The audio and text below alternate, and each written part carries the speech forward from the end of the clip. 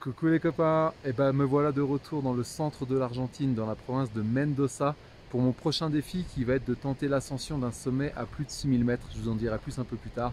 En attendant, je suis venu faire un peu d'acclimatation au pied du Cerro Plata qui lui culmine à 5968 mètres. Et cette nuit, j'ai campé à 4300 mètres, juste ici là, et on s'est pris un bel orage avec pas mal de grêle hier soir, ça a tout recouvert.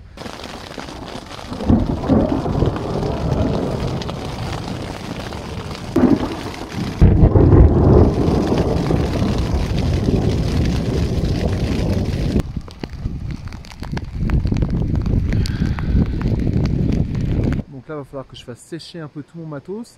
Et puis je vais remonter un petit peu pour aller camper à 4700 cette nuit.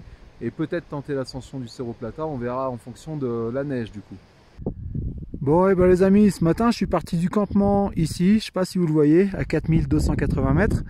Je suis monté de 400 mètres d'altitude où j'ai laissé ma tente à 4007. Et puis là, je suis monté jusqu'au sommet du Cerro Vachecitos à 5470 mètres d'altitude. Regardez un peu comme c'est beau. Voilà, j'ai fait les traces dans la neige parce qu'il n'y a personne qui est monté là aujourd'hui. Puis comme il a neigé cette nuit, voilà, ça c'est le chemin.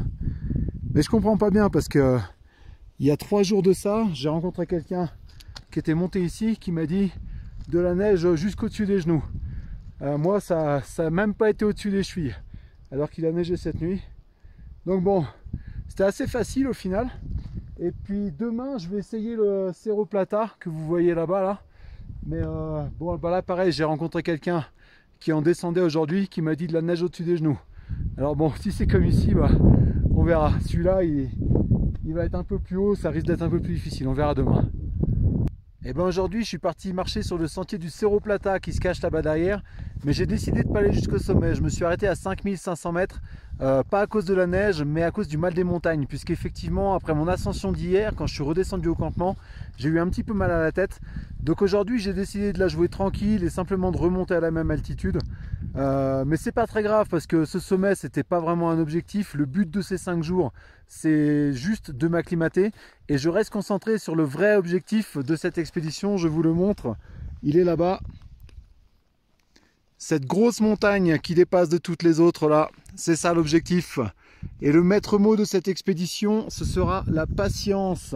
Pas facile pour moi qui ai l'habitude de courir de partout, mais il va falloir que je sois patient pour 2 raisons. La première, c'est pour bien m'acclimater, justement pour avoir le plus de chances de réussite possible. Et la deuxième, ce sera pour la météo, pour pouvoir attendre le bon créneau météo une fois sur la montagne. Mais ça, c'est pas de mon ressort, on verra. Donc voilà, cet après-midi, je vais retourner dormir à mon campement à 4700 mètres. Et puis demain, je retourne en ville pour les derniers préparatifs. Et bien après une dernière nuit quelque peu agitée au pied du Cerro Plata,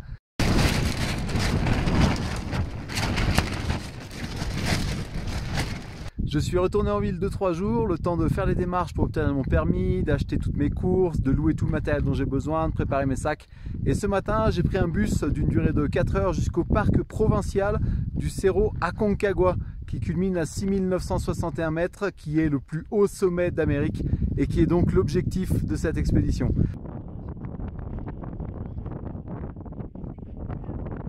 Première journée assez simple puisqu'il s'agit de parcourir les 7 km qui mènent jusqu'au campement de Confluencia où on est obligé de s'arrêter pour une première nuit afin de passer un contrôle médical et de pouvoir continuer le lendemain. Petite collation d'accueil, on est bien. J2 et aujourd'hui il s'agit de rejoindre le camp de base qui est à 18 km. C'est le 2e plus grand camp de base au monde après celui de l'Everest. Alors je vous avoue que moi qui aime bien camper tout seul au milieu de nulle part, j'ai un peu peur de ce que je vais trouver là-bas. On verra bien. Et bien voilà, après 4 bonnes heures de marche, me voilà arrivé au camp de base à 4300 mètres d'altitude. Il s'appelle Plaza de Mulas parce que c'est jusque là que viennent les mules qui portent le matériel, ils font les allers-retours tous les jours.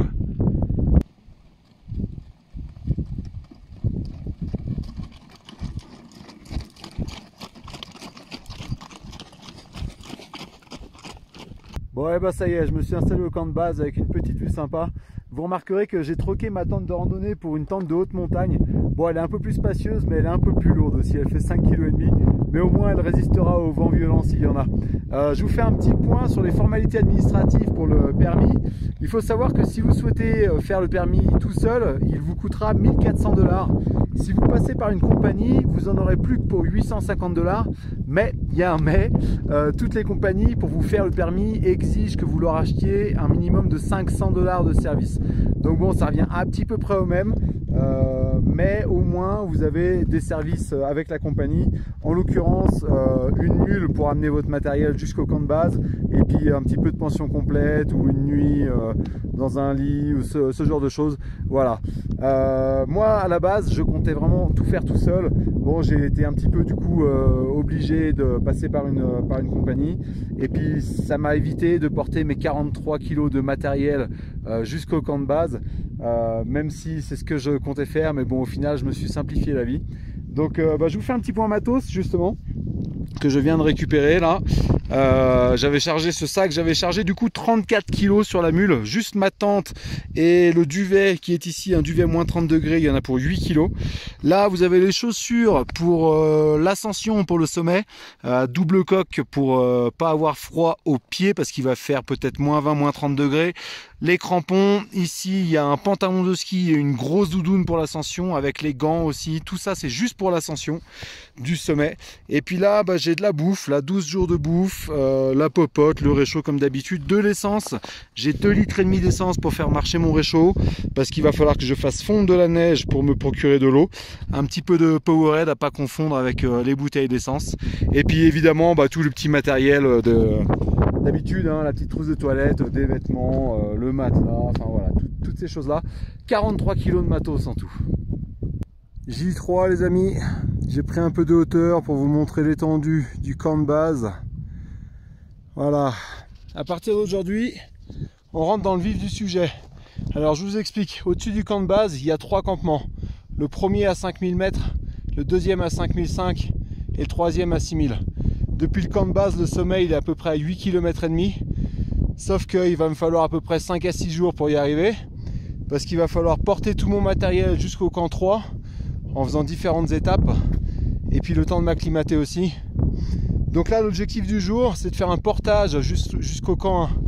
Donc là j'ai chargé mon sac avec à peu près 25 kg de matos je pense. Je vais monter jusqu'au camp 1 qui est à 2 km et demi. Tout déposer là-bas et redescendre dormir au camp de base ce soir. Et puis j'aurai un petit contrôle médical une fois que j'aurai fait tout ça. J4 aujourd'hui, j'ai quitté le camp de base ce matin avec ma tente que vous voyez là sur mon sac à dos. Et à cause d'une météo qui va pas aller en s'arrangeant dans la semaine, j'ai décidé de changer un peu les plans. Normalement aujourd'hui je devais faire un portage jusqu'au camp 2, toutes les affaires que j'ai amenées au camp 1 hier, et redescendre dormir au camp 1. Mais pour essayer de gagner une journée, je vais directement aller dormir au camp 2. Donc là, je vais emmener ma tente là-bas et je vais redescendre au camp 1, reprendre du matos et remonter au camp 2 pour dormir. Ça va être une grosse journée. Bon, et j'avais dit que ça serait une grosse journée. Je me suis pas trompé. Allez, je suis à 10 minutes du campement là. J'ai monté ma tente. Elle m'attend. J'ai qu'une envie, c'est de vite rentrer dedans et de dormir. Je crois que je vais pas manger ce soir. Fini. Je finis dans la neige là. Oh. Allez, on y va. J5 et aujourd'hui c'est une journée de repos. Voilà, je suis pas beaucoup sorti de ma tente. Comme convenu hier, je suis arrivé dans ma tente, je me suis couché, j'ai dormi 13 heures je crois, j'étais bien fatigué.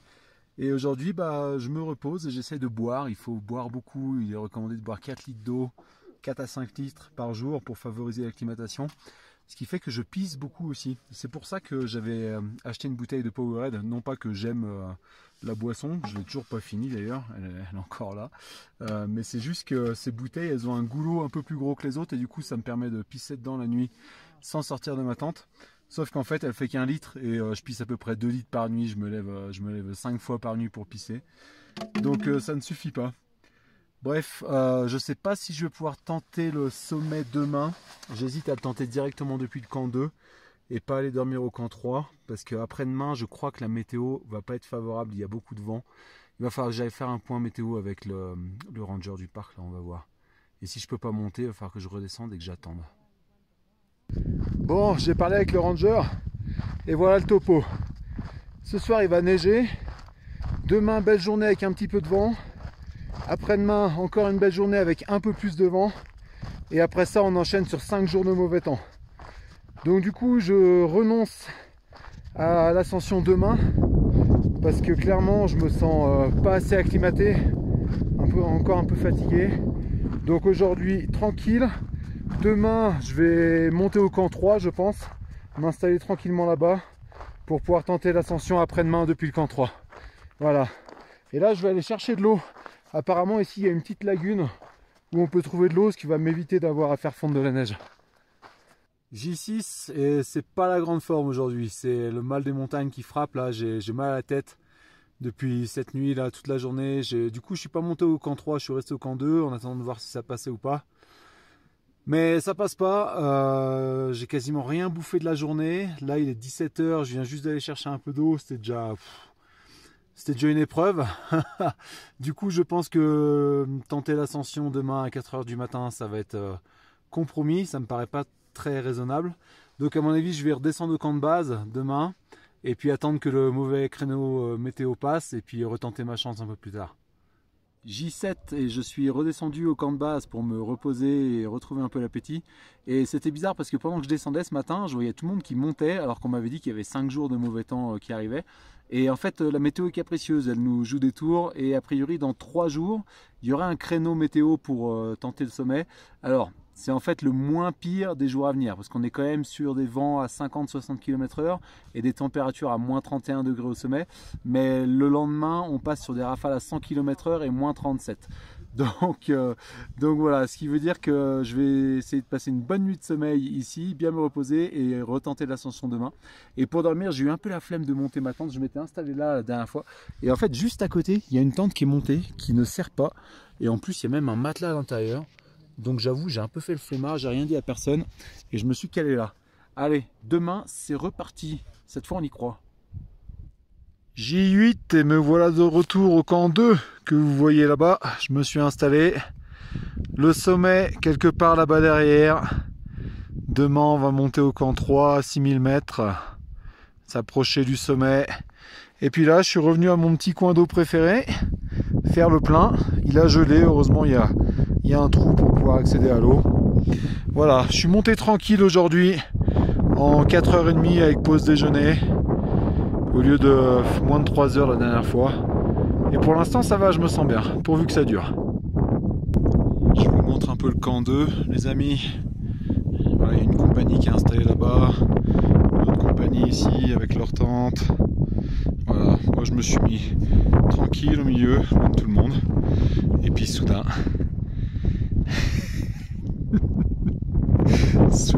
j'ai des voisins. Voilà. Vous voyez qu'ils auraient pu se mettre plus près de ma tente ou pas. Difficile, hein. La montagne est trop petite sans doute. Allez, c'est pas grave. Allez, sur ce joli coucher de soleil, je vous dis bonne nuit et à demain. Oh, ça caille. J9 et une fois de plus les plans ont changé. J'ai décidé de ne pas monter au camp 3. Je suis resté là au camp 2 pour plusieurs raisons. La première, c'est que franchement j'avais la flemme de démonter tout mon campement pour le remonter à 1,5 km d'ici. Et puis la deuxième, c'est que là-bas en haut il va faire plus froid, le vent souffle plus fort, apparemment il y a des gens qui se font arracher leur tente. Donc du coup on est plusieurs à avoir pris cette décision là de rester aujourd'hui au camp 2 pour une journée de repos et tenter l'ascension directement depuis le camp 2 demain matin. La plupart vont partir à 3 h, moi je pense que je vais leur laisser un petit peu d'avance et je vais partir à 4 h demain matin. Et donc voilà, journée de repos, donc j'ai préparé mon sac tranquille et puis là je suis en plein débat pour savoir combien de paires de chaussettes je vais mettre, combien de couches de vêtements je vais enfiler, enfin voilà. Je m'apprête à subir des conditions météo qui vont pas être idéales. Voilà, donc je vous en dis un petit peu plus sur le sommet en espérant y arriver demain. qui culmine du coup à 6961 mètres. Donc c'est le plus haut sommet d'Amérique, je vous l'ai déjà dit, mais c'est aussi en dehors de la chaîne de l'Himalaya la plus haute montagne au monde. C'est une des montagnes les plus isolées puisque pour trouver un sommet qui ait une altitude plus élevée que la Concagua, il faut aller à plus de 16 500 km d'ici au nord du Pakistan. Et Aconcagua, le nom vient, alors il y a plusieurs théories, moi celle que je préfère, ça viendrait de termes quechua qui signifie sentinelle blanche ou sentinelle de pierre. Voilà, et la première ascension a été réalisée par un Suisse en 1897, en espérant que demain je réalise l'ascension également. Mais honnêtement, j'estime mes chances de réussite à 50%. Parce qu'il y a beaucoup d'inconnus. Je suis jamais allé au-dessus de 5500 mètres d'altitude. Je ne sais pas comment mon corps va réagir. J'ai jamais marché avec des godasses comme ça, ni avec des crampons. J'ai jamais utilisé de crampons. Et puis la météo est clairement pas idéale. Donc voilà, je sais que j'ai le mental, mais je sais pas du tout si ça va suffire. On verra demain. On croise les doigts. Et ben allez les copains, c'est le jour J, il fait pas froid du tout, il n'y a pas du tout de vent, il n'est pas du tout 4h30 du matin. Ça me paraît être un moment idéal pour aller monter une montagne. C'est parti! Bon les amis, je suis arrivé au camp 3. Et ben je vais vous dire un truc, je suis content de ne pas avoir campé là. C'est la tempête, il y a un petit vent. Ouh là là, j'ai mis 1h30 pour arriver là. C'est un petit tiers du parcours. En tout, j'ai 4 km et demi jusqu'au sommet pour 1400 mètres de dénivelé. Donc là, il me reste un peu moins de 3 km pour 1000 mètres de dénivelé. Je suis juste en dessous des 6000 mètres d'altitude. Il y a le soleil qui est en train de se lever dehors là. À ce rythme-là, je suis rentré pour le déjeuner. Hein. Ah là là, non, évidemment, c'était le premier tiers le plus facile. Là, ça va se compliquer un peu avec l'altitude. Mais allez, pour l'instant, tout va bien. On continue jusqu'au sommet. Regardez comme c'est beau. Le soleil qui se lève. Le camp 3 là en bas. Et la pleine lune. Youh! C'est magnifique. Mais ça caille.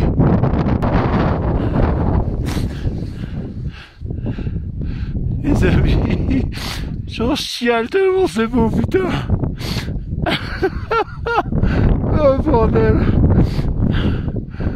Au premier lever de soleil, il n'y a plus de civil.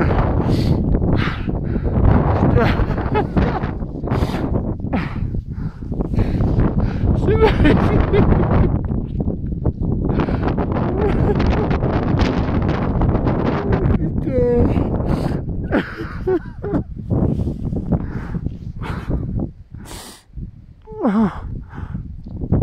Oh putain, quel spectacle.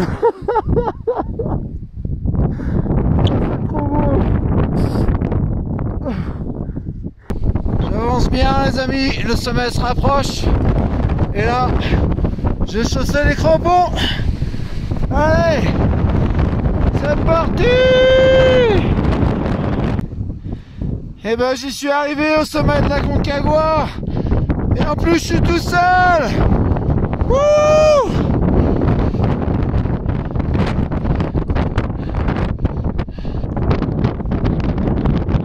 Sur le toit de l'Amérique les amis, au sommet de la Concagua. Wouhou!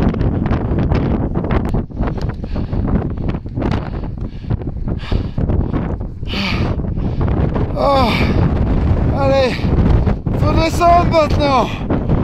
Ouh! Ouh!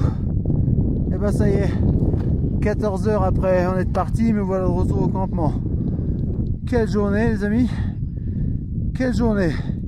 Je suis bien content d'être arrivé et d'être monté aussi. La descente a été presque plus difficile. Quelle idée aussi de faire marcher les gens avec ces espèces de tanks soviétiques. J'ai mal aux pieds. Oh là là, c'était un calvaire cette descente. Enfin, une journée riche en émotions. J'ai encore chialé, bordel. Oh là là. Oh, je suis fatigué. S'ils sont pas congelés, je vais vite aller manger les sandwichs que je m'étais préparés et que j'ai eu la flemme de manger dans le vent et le froid. Et puis je vais vite aller dormir. Et je vous retrouve demain. J11, et on dit qu'on n'a pas vraiment gravi une montagne tant qu'on n'en est pas descendu. Donc aujourd'hui j'ai plus qu'à descendre au camp de base. Le problème c'est que le sac est bien chargé parce que j'ai tout le matériel que j'ai monté en 2 fois. Rien qu'au niveau vêtements, pour vous donner une idée, hier j'avais 3 paires de chaussettes, des petites chaufferettes au niveau des orteils aussi pour pas avoir froid.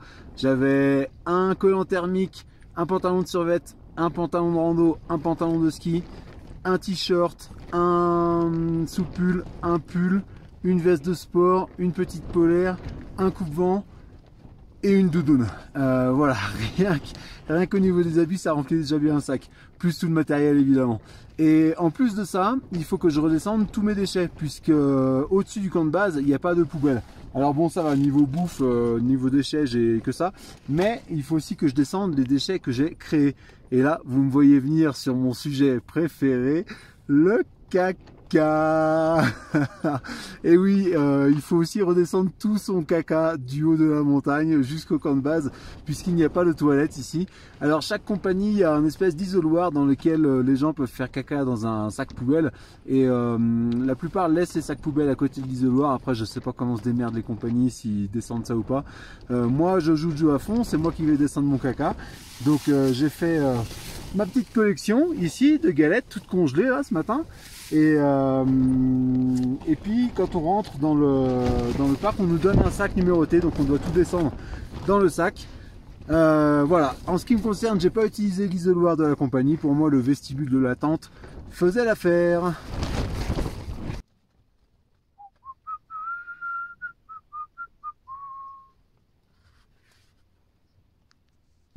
J12, et on approche de la fin de cette expédition. J'ai quitté le camp de base ce matin, sans mule cette fois. Donc avec tout mon matériel, j'ai un sac de 32 kg. Je sais pas si vous voyez là. Et j'ai 25 km à faire jusqu'à la sortie du parc. Mais je vais m'arrêter au bout de 18 km aujourd'hui pour camper près de l'entrée. Parce que demain je vais faire une randonnée de 20 bornes pour aller de l'autre côté de la Concagua. Voilà. Un petit message important avant de finir cette vidéo. N'oubliez pas que tout ceci a été tourné par un professionnel et n'essayez pas de reproduire ça chez vous. Non, plus sérieusement, si jamais vous voulez pratiquer la randonnée en haute montagne à ces altitudes, il faut quand même savoir qu'il y a un risque rare mais mortel d'œdème cérébral et d'œdème pulmonaire, et moins rare mais beaucoup moins grave, de mal des montagnes. Donc apprenez à différencier les symptômes. Pour le mal des montagnes, c'est pas compliqué. Il fait 1m79, il est chauve et il a une grosse barbe. Et ouais, c'est moi le mal des montagnes. 13e et dernier jour, et me voilà de l'autre côté de la Concagua, devant la face sud. Il y a 3 jours, j'étais au sommet, quelque part par là, tout en haut. Pour vous donner une idée, là, il y a à peu près 2900 mètres de dénivelé. On comprend mieux son surnom du Colosse d'Amérique. Voilà, pour conclure cette expédition, j'aimerais vous parler du livre que je suis en train de lire. C'est le récit d'Ernest Shackleton sur sa première tentative de traversée de l'Antarctique en 1915. Et pendant des mois, les mecs vivent dans des conditions horribles. Ils sont congelés jour et nuit. Ils n'ont rien à bouffer, ils ont des engelures de partout. Et il y a quand même un gars dans son journal de bord qui se demande ce que l'être humain vient faire dans des coins du globe comme celui-ci. Et j'avoue que c'est un petit peu ce sentiment que j'ai eu par moment pendant cette aventure. Mais je crois qu'en fait, une fois au sommet, on trouve la réponse à cette question. Voilà, en tout cas, j'ai payé cher pour y aller, mais je crois qu'il va falloir me payer encore plus cher pour y retourner quand même. Bon, en tout cas, merci d'avoir regardé les copains. J'espère que ça vous a plu. Comme d'habitude, l'aventure continue. Et moi, je vais retourner en ville, prendre une petite douche et aller me régaler d'une délicieuse pizza à laquelle je ne fais que penser depuis des semaines. Vous allez comprendre pourquoi.